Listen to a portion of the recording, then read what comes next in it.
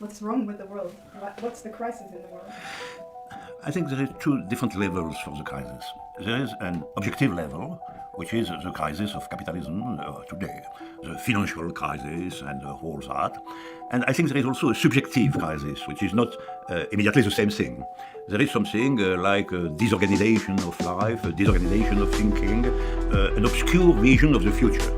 I think this is the most important point, because for all young women and men in the world today, the future is really obscure. Can we continue as now? But it's not unclear. It's unclear. All the politicians, all the governments and so on has only the idea to continue a good future for young men and women of today.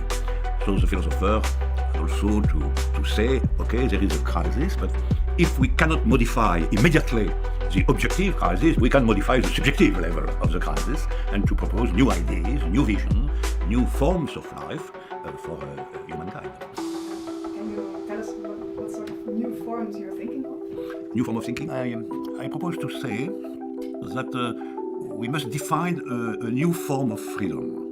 I think freedom today is largely the freedom to buy something or the freedom to have money. The freedom of today is in fact a sort of material freedom which is on strong dependency of the situation, of the crisis and so on. And so maybe we must search and find another definition of freedom which is much more at the subjective level and on the side of creation, if you want, on the side of the possibilities of mankind as such, and in the field of new forms of political organization, new artistical creations, new inventions, new style of life, if you want. And it's a general direction. To propose a new definition of freedom